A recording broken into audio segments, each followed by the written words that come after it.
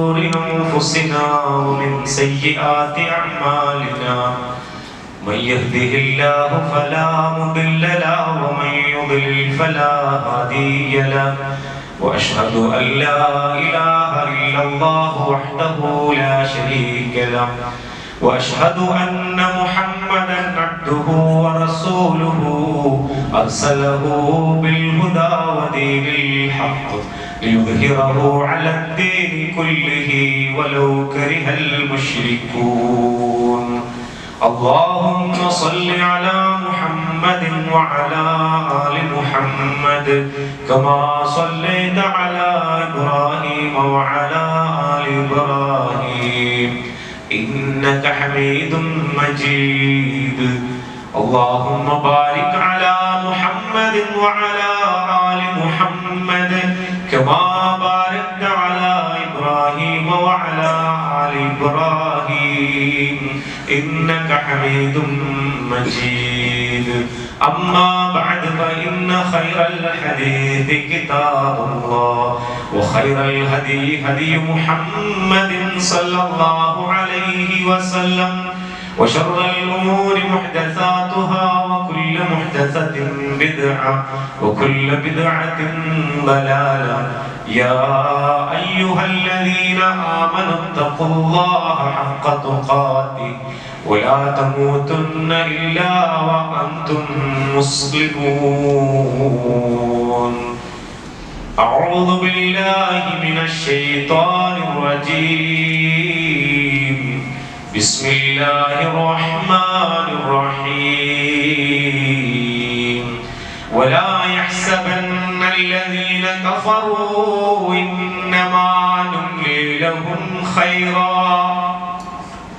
خيرا لأنفسهم إنما نملي لهم يزدادوا إثما ولهم عذاب مهين.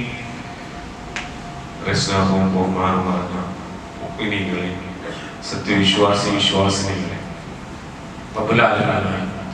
സർവശക്തനായ അല്ലാഹു സുബ്ഹാനഹു വ തആലയുടെ കൽപ്പനകളും നിയമനിർദ്ദേശങ്ങളുമെല്ലാം പരമാവധി ജീവിതത്തിൽ പാലിച്ച് തഖ്വയോടെ ജീവിക്കണേ എന്ന് വസിയത്ത് ചെയ്യുകയും അല്ലാഹു സുബ്ഹാനഹു വ തആല ആദം നബി അലൈഹിസ്സലാത്തു വസ്സലാം സ്വർഗത്തിൽ പ്രവേശിപ്പിച്ച സംഭവം ഖുർആൻ നമുക്ക് പറയുന്നത് നമുക്കറിയാം. ആദം നബിയെ സൃഷ്ടിച്ചതിന് ശേഷം അല്ലാഹു തആല ആദമിന് സുജൂദ് ചെയ്യുക എന്ന അല്ലാഹുവിന്റെ കൽപ്പനയുണ്ട്. ആ കൽപ്പനയെ അനുസരിക്കാതിരുന്നതാണ് ഇബ്ലീസ് എന്ന ഒരു വലിയ പരീക്ഷണം മനുഷ്യർക്ക് മുന്നിൽ ഉണ്ടാകുന്നത്. അനുസരണക്കേടിന്റെ ഒരു ഫലമായിരുന്നു. പിന്നീട് അല്ലാഹു തആല ആദം നബിയെ സ്വർഗത്തിൽ പ്രവേശിപ്പിച്ചു. സ്വർഗത്തിലും അല്ലാഹു തആല ഒരു നിബന്ധന വെച്ചു, വലാ തഖറബ ഹാദിഹി ഷജറ, ആ മരത്തിലേക്ക് അടുക്കരുത്. അവിടെയും ആദം നബിക്ക് കൃത്യമായിട്ട് ആ നിബന്ധന, ആ നിർദ്ദേശം, അല്ലാഹുവിന്റെ കൽപ്പന കൃത്യമായി പാലിക്കുന്നതിൽ, അനുസരിക്കുന്നതിൽ അപാകത പറ്റി. അങ്ങനെ അല്ലാഹു തആല കുറ്റം ചെയ്തവനായി കണ്ടെത്തി അറസ്റ്റ് ചെയ്തു. അങ്ങനെ ശിക്ഷ വിധിക്കുകയാണ്. കുറ്റം ചെയ്തവരെ നമുക്കറിയാം, ജയിലിലേക്ക് അയക്കുകയാണ് ചെയ്യുക. റസൂലുള്ളാഹി സ്വല്ലല്ലാഹു അലൈഹി വസല്ലം പറഞ്ഞു, ഹാദിഹി ദുനിയാവ് സിജ്നുൽ മുഅ്മിൻ, മുഅ്മിനിന് ഈ ദുനിയാവ് ജയിലാണ്, വജന്നത്തുൽ കാഫിർ, കാഫിറിന് ഇത് സ്വർഗ്ഗമാണ്. ഒരു മനുഷ്യനെ സംബന്ധിച്ചിടത്തോളം, ഒരു മുഅ്മിനെ സംബന്ധിച്ചിടത്തോളം ആദം നബി ഇങ്ങോട്ട് അയച്ചത് ജയിലിലേക്ക് അയക്കുന്നതിന് സമാനമായിക്കൊണ്ടാണ്. അഥവാ വിശ്വാസി ആ നിലക്കാണ് ഈ ദുനിയാവിലെ ജീവിതാനുഭവങ്ങളെയും ഒക്കെ നോക്കി കാണുന്നത് എന്നുള്ളതാണ് സൂചിപ്പിക്കുന്നത്. വിശുദ്ധ ഖുർആനിൽ സൂറത്തുൽ ഫജ്റിൽ നമുക്കൊക്കെ ചിരപരിചിതമായ ഉണ്ടായത്, വഅമ്മൽ ഇൻസാനു ഇദാ മബ്തലാഹു റബ്ബുഹു ഫഅക്റമഹു വനഅമഹു ഫയഖൂലു റബ്ബി അക്രം. മനുഷ്യനെ അല്ലാഹു തആല പരീക്ഷിക്കാൻ തീരുമാനിച്ച് അവന് ഈ ദുനിയാവില് യഥേഷ്ടം അവന്റെ ആഗ്രഹങ്ങൾക്കനുസരിച്ച് എല്ലാം അല്ലാഹു തആല നിഅമത്തുകൾ വാരിക്കോരി നൽകിയാൽ ഫയഖൂലു റബ്ബി അക്രം, എന്റെ റബ്ബ് എന്നെ ഒരുപാട് ആദരിച്ചിരിക്കുന്നു എന്ന് ആവേശത്തോടു കൂടി പറയും. എന്നാൽ അവനെ വീണ്ടും പരീക്ഷിക്കുകയാണ്. അവന് നൽകിയിരുന്ന ജീവിതാനുഗ്രഹങ്ങൾ, സൗകര്യങ്ങളൊക്കെ അല്ലാഹു തആല പരിമിതപ്പെടുത്തിയാൽ എന്റെ റബ്ബ് എന്നെ നിന്ദിച്ചിരിക്കുന്നു എന്ന് മാറ്റി പറയുന്ന ഒരു സ്വഭാവം ഈ രണ്ട് ആയത്തുകളിൽ നമുക്ക് കാണാൻ കഴിയുന്നത്. ജീവിതത്തിൽ അനുഗ്രഹങ്ങൾ ഉണ്ടാകുന്നതും പരീക്ഷണമാണ്. അതുപോലെ തന്നെ ദുരിതങ്ങൾ, അനുഗ്രഹങ്ങൾ തടയപ്പെടുന്നത് അതും പരീക്ഷണമാണ്. എല്ലാം പരീക്ഷണമായി കൊണ്ടാണ് അല്ലാഹു തആല ബലാഗ് എന്നാണ് അവതരിപ്പിക്കുന്നത്. നമ്മൾ പൊതുവെ ദുരിതങ്ങളും പ്രയാസങ്ങളും ഒക്കെ അനുഭവിക്കുന്ന ആളുകളോട് നമുക്കൊരു സഹതാപമാണ്. അവരാണ് പരീക്ഷിക്കപ്പെടുന്നത്. അല്ലാത്തവരൊക്കെ പരീക്ഷണങ്ങളൊന്നും ഇല്ലാത്ത വളരെ സുരക്ഷിതമായ സേഫ് ആയിട്ടുള്ള ഒരു ജീവിതത്തിലൂടെ കടന്നു പോകുന്നത്. അല്ലാഹു തആല രണ്ടും പരീക്ഷണമായിട്ടാണ് നമുക്ക് മുന്നിൽ അവതരിപ്പിക്കുന്നത്. നമ്മളിന്ന് ലോകത്ത് നമുക്കറിയാം, പശ്ചിമേഷ്യയിൽ സംഘർഷങ്ങൾ, നേരത്തെ നിലവിലുള്ള സംഘർഷങ്ങളാണ്. നമ്മളുടെ ശ്രദ്ധ അത്രത്തോളം തീവ്രമായി അതിലേക്ക് പോകാനില്ല എന്നുള്ളതാണ്. എന്നാൽ ഇന്ന് അത് വ്യാപകമായ അർത്ഥത്തിൽ മുസ്ലിം സമൂഹത്തെ വലിയ മാനസികമായി ബാധിക്കുന്ന ഒന്നായി മാറുന്നു എന്ന്. അത് എത്രത്തോളം ലോകത്തിന്റെ സമാധാനത്തെയും രാഷ്ട്രീയമായും ഒക്കെ എത്രത്തോളം അത് ബാധിക്കും എന്നുള്ളത് മറ്റൊരു വിഷയം. എന്തുകൊണ്ടാണ് പലരും ചോദിക്കുന്നത്, സംസാരങ്ങളിലൊക്കെ വന്നു പോകുന്നു, എന്താണ് അല്ലാഹു തആല ഇതൊന്നും കാണുന്നത്? എന്തിനാണ് അല്ലാഹു ഇങ്ങനെ ക്രൂരന്മാരായ ഭരണാധികാരികളെ ഇവിടെ വെച്ചു പൊറുപ്പിക്കുന്നത്?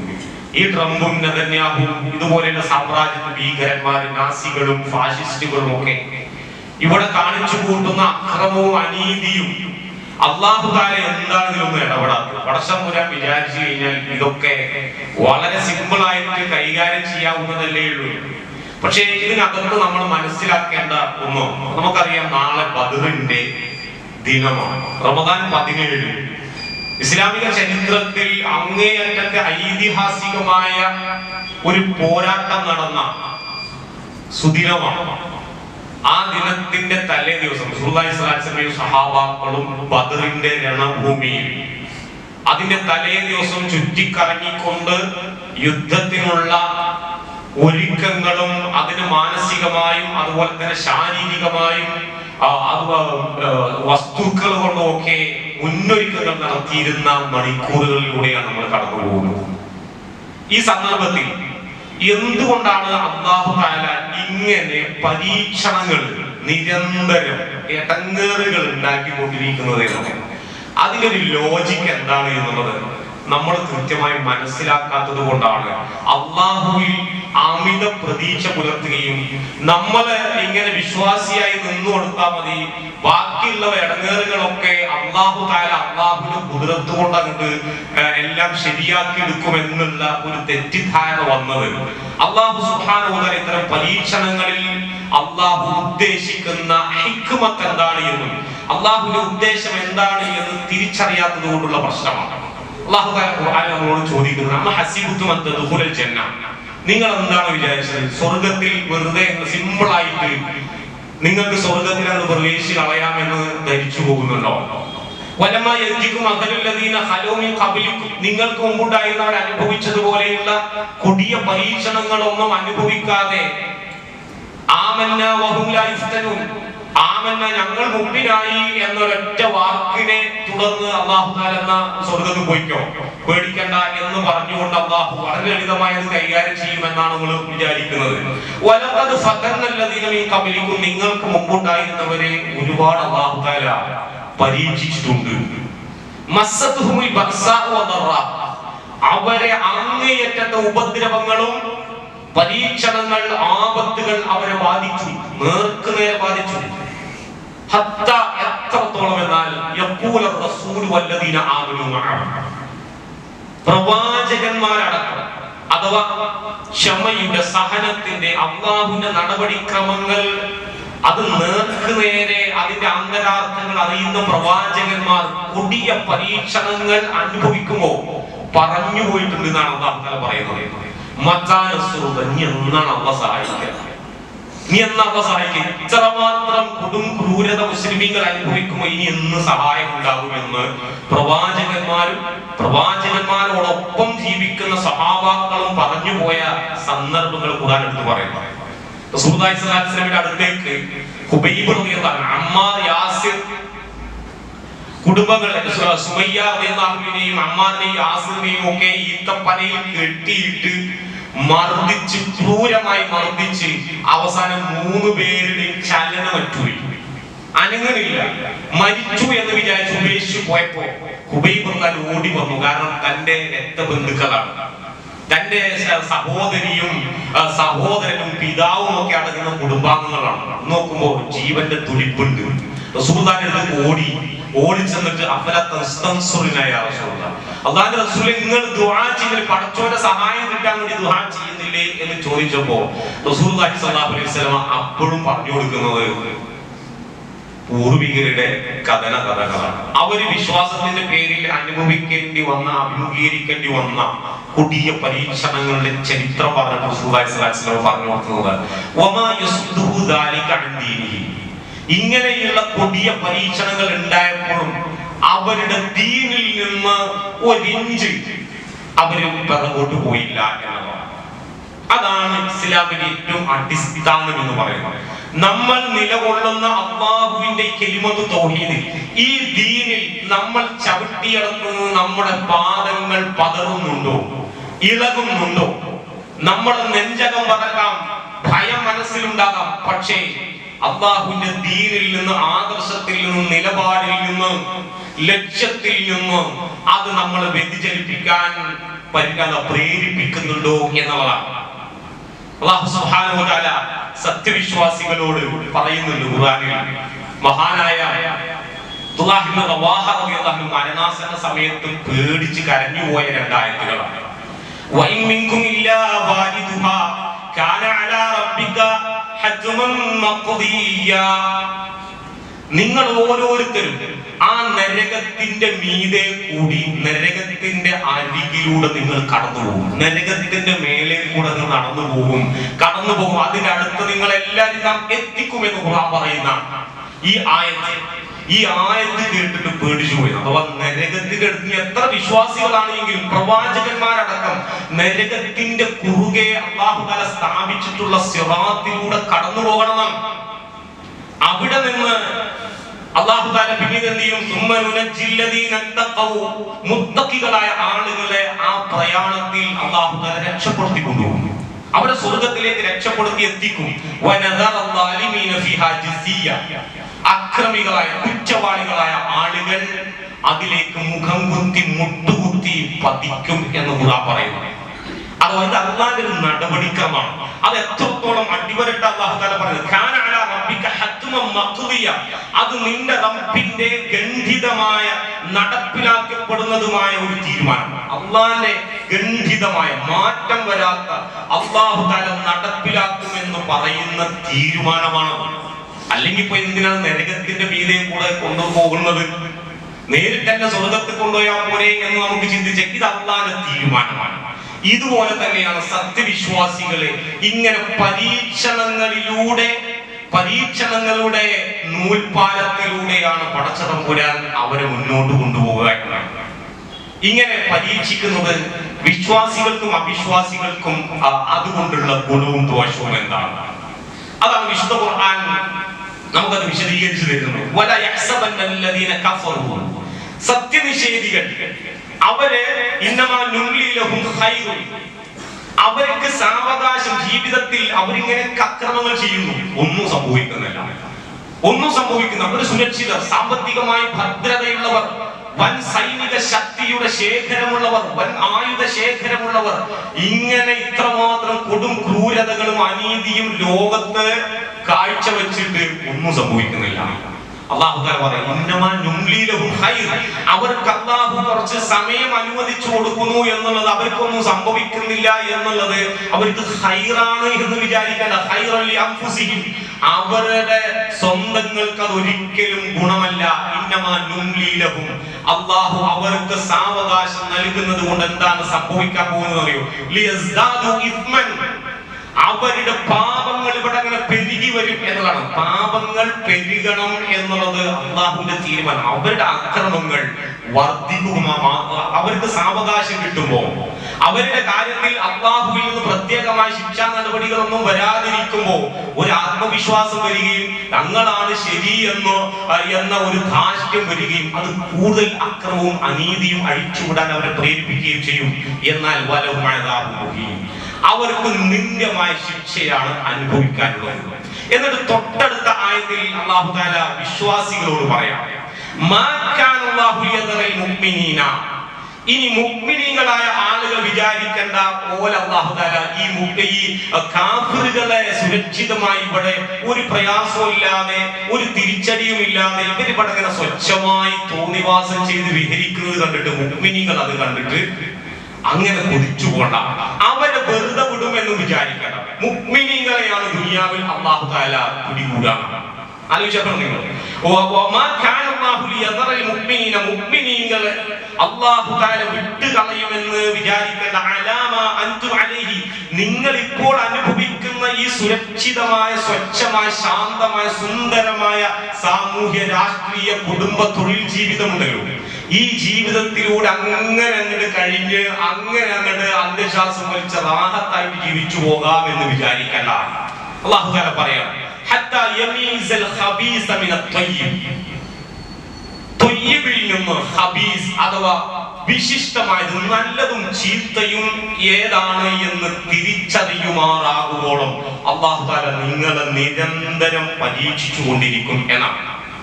നിരന്തരം പരീക്ഷിച്ചുകൊണ്ടിരിക്കും. സത്യസന്ധമായി അല്ലാഹുവിന്റെ ദീൻ അനുസരിച്ച് ജീവിക്കുന്നവരാരാണ്, അതിനോട് പരിപൂർണമായി 100% ആ കലിമയോട് പൂർണ്ണ പ്രതിബദ്ധതയും പുലർത്തിയത് ആരാണ് എന്ന് അല്ലാഹു അറിയുമാറാവുക. അതിനുവേണ്ടി നിരന്തരമായ പരീക്ഷണങ്ങൾ അല്ലാഹുവിൽ നിന്നും ഉണ്ടായിക്കൊണ്ടേ ഇരിക്കുമെന്നാണ്. അഥവാ ഈ ഒരു വേർതിരിവ്, ഇങ്ങനെ ആളുകൾക്കിടയിൽ നല്ലവരും ചീത്തവരും, വിശ്വാസിയും അവിശ്വാസിയും, കപടനും വിശ്വാസിയും, ഇങ്ങനെയുള്ള വേർതിരിവുകൾ പടച്ചതമ്പുരാന് കൃത്യമായി കിട്ടണം. അതുകൊണ്ടാണ് അല്ലാഹു തആല ബദറിനെ അല്ലാഹു തആല വിശേഷിപ്പിക്കുന്നത് യൗമൽ തഖൽ ജംആൻ യൗമൽ ഫുർഖാൻ എന്നാണ്. രണ്ട് സംഘങ്ങൾ ഏറ്റുമുട്ടിയ ആ ദിവസം യൗമൽ ഫുർഖാൻ എന്നാണ്. അഥവാ സത്യവും അസത്യവും കൃത്യമായി വേർതിരിച്ച് മനസ്സിലാക്കാൻ അവസരം കിട്ടിയ ദിനമെന്നാണ്.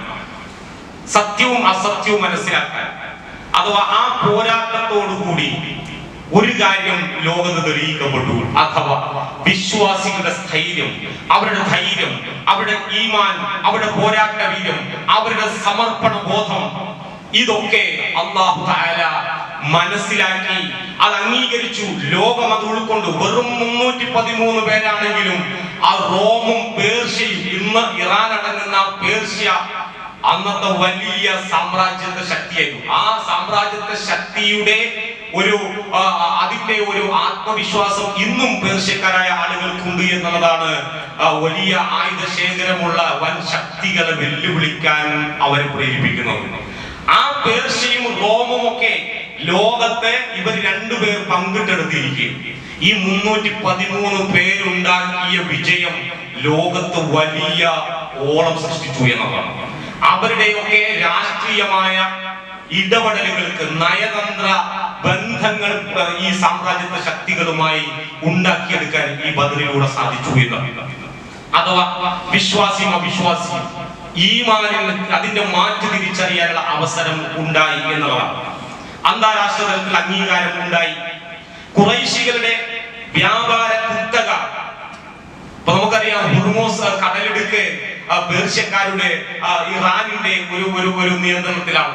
അത് അടച്ചിടുമെന്നും അതിലൂടെയുള്ള ചരക്ക് നീക്കങ്ങൾ തടസ്സപ്പെടുമെന്നും അങ്ങനെ ലോകത്ത് വലിയ സാമ്പത്തിക പ്രതിസന്ധി സൃഷ്ടിക്കുമെന്നൊക്കെയുള്ള ഭീഷണി. അഥവാ വ്യാപാരങ്ങൾ, ഖുറൈശികൾ അന്ന് വലിയ ശക്തിയായി അറേബ്യയിൽ. ആ വൻ ശക്തികളെ നിലക്ക് നിർത്താൻ 313 പേരടങ്ങുന്ന വിശ്വാസികളുടെ ഒരു കൂട്ടായ്മ. അതുവരെ വിശ്വാസികളെ കണ്ടിരുന്നത് കുറച്ച് മതം പറയുന്ന ആളുകൾ, കുറച്ച് നിസ്കാരം വിവാദത്തൊക്കെ ആയിട്ട് അങ്ങനെ നടക്കുന്ന ആളുകൾ എന്നുള്ളതായിരുന്നു. ഒരാളെ എതിർക്കുവാനോ പോരാടാനോ ഉള്ള വീര്യം 13 കൊല്ലം ഇവരുടെ കൂട്ടത്തിലുള്ളവരെ എണ്ണി ഇഞ്ചിഞ്ചായി പീഡിപ്പിക്കുക പീഡിപ്പിക്കുകയും മർദ്ദിക്കുകയും കൊലപ്പെടുത്തുകയും ചെയ്തപ്പോ നിസ്സഹായരായിക്കൊണ്ട് അതിനെ നോക്കി നിൽക്കുകയും ഒന്നും ഉരിയാടാതിരിക്കുകയും ചെയ്ത ഒരു വിഭാഗം പൊടുന്നനെ അവരൊരു പ്രതിരോധത്തിലേക്ക് വന്നപ്പോ അത് ലോകത്ത് വലിയ ഞെട്ടലുണ്ടാക്കിയെന്നാണ്. മാത്രമല്ല ഇതിൽ നിന്ന് സൈനികമായി റസൂലുള്ളാഹി സ്വല്ലല്ലാഹു അലൈഹി വസല്ലം ലോകത്തിന് നൽകിയ വലിയ പാഠങ്ങളുണ്ട്. ബദറിൽ നടപ്പിലാക്കിയ യുദ്ധതന്ത്രങ്ങൾ ഇന്നും ആധുനിക സൈനിക അക്കാദമികളൊക്കെ വലിയ തോതിൽ പഠന വിഷയമാക്കുകയും വിശകലനം ചെയ്യുകയും ചെയ്യുന്നതാണ്.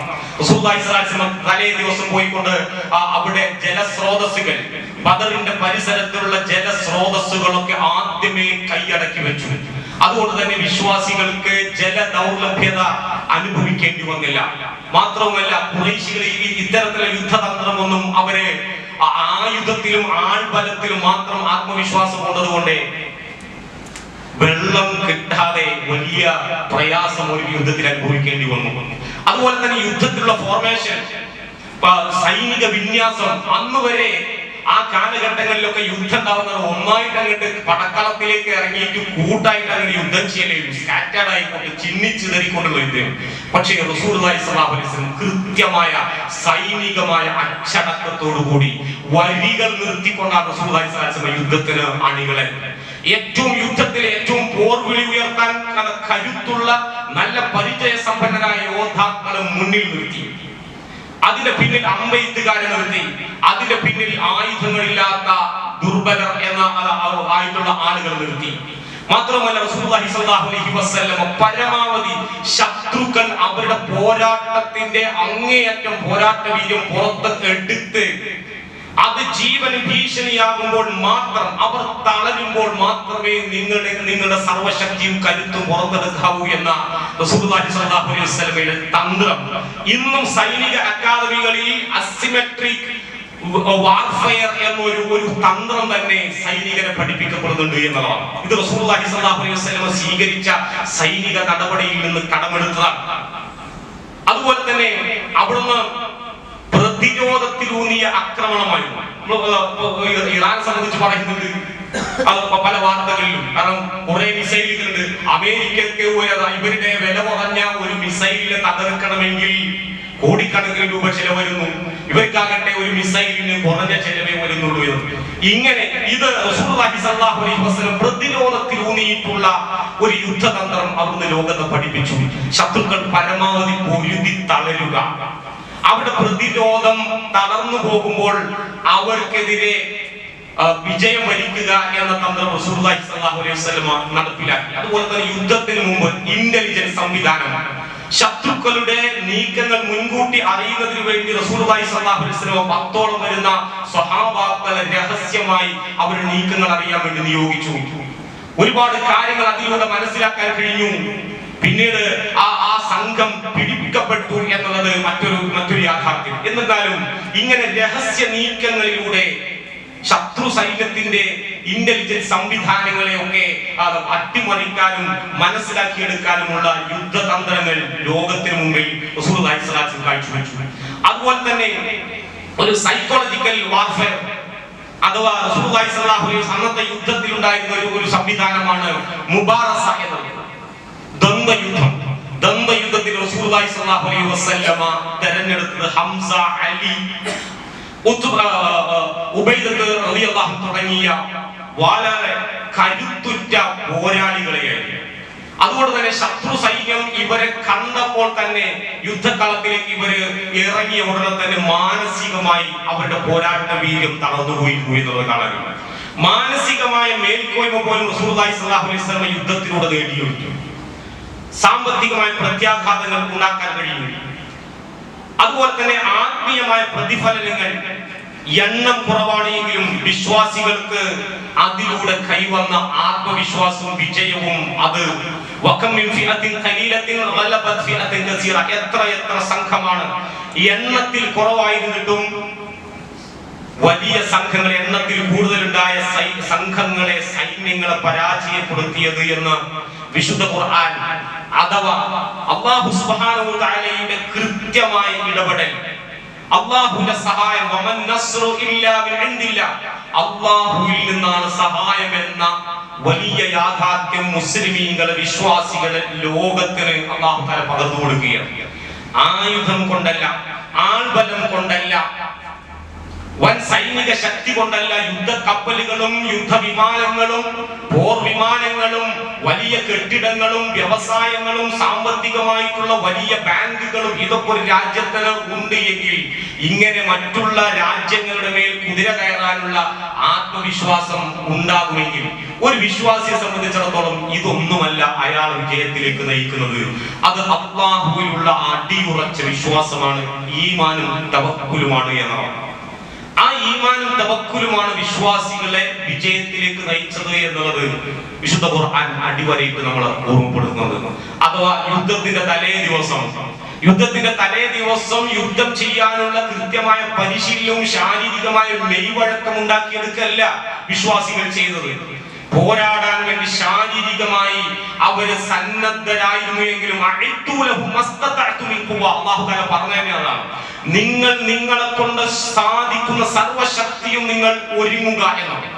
ആ ശക്തമായ ശാരീരികമായ മെറ്റീരിയലുകൾ കൊണ്ടുള്ള ഒരുക്കത്തോടൊപ്പം തന്നെ ആ മെറ്റീരിയലുകളിൽ, ആയുധങ്ങളിൽ, ആൾബലത്തിൽ, യുദ്ധക്കോപ്പുകളിൽ വിശ്വാസം അർപ്പിച്ച് അങ്ങനെ രാത്രി അലസമായി കഴിഞ്ഞുകൂടല്ല ചെയ്തത്. തലേ ദിവസം രാത്രി ടെന്റുകളിലൂടെ, മുസ്ലിം ടെന്റുകളിൽ കണ്ടിരുന്ന കാഴ്ച, അവർ വാളുകൾ മൂർച്ച കൂട്ടല്ല, വാളുകൾക്കും കത്തികൾക്കും കുന്തമുനകൾക്കും മൂർച്ച കൂട്ടുകയായിരുന്നില്ല. അവര് നിന്നും ഇരുന്നും സുജൂദിലും റുക്കൂഇലുമായി കൊണ്ട് അല്ലാഹുവിനോട് നിരന്തരം പ്രാർത്ഥിച്ചുകൊണ്ടിരിക്കുകയാണ്. അല്ലാഹുവിനോട് പ്രാർത്ഥിച്ചുകൊണ്ട് ഒരു വിശ്വാസിയുടെ ഏറ്റവും വലിയ ആയുധം എന്ന് പറയുന്നത്, തന്റെ കയ്യിൽ കരുത്തുറ്റ ആയുധങ്ങൾ അത് പ്രവർത്തിക്കണമെങ്കിൽ അല്ലാഹുവിന്റെ വേണ്ടുകയും അല്ലാഹുവിന്റെ സഹായവും ഉണ്ടാകണമെന്ന വലിയ യാഥാർത്ഥ്യം നമ്മളെ പഠിപ്പിക്കുകയാണ് നമ്മൾ ചെയ്യുന്നത്. അല്ലാഹു സുബ്ഹാനഹു വ തആല ആ ബദരീങ്ങളുടെ പോരാട്ട വീര്യം അനുസ്മരിക്കുന്ന ഇന്നത്തെ കാലഘട്ടത്തിൽ അത്തരത്തിലുള്ള സാഹചര്യങ്ങളെ ആത്മവീര്യത്തോടുകൂടി അതിനെയൊക്കെ അഭിമുഖീകരിക്കാനും അതിജീവിക്കുവാനുള്ള ഈമാനികമായ കരുത്ത് അല്ലാഹു നമുക്ക് ഓർമ്മ നൽകി അനുഗ്രഹിക്കും.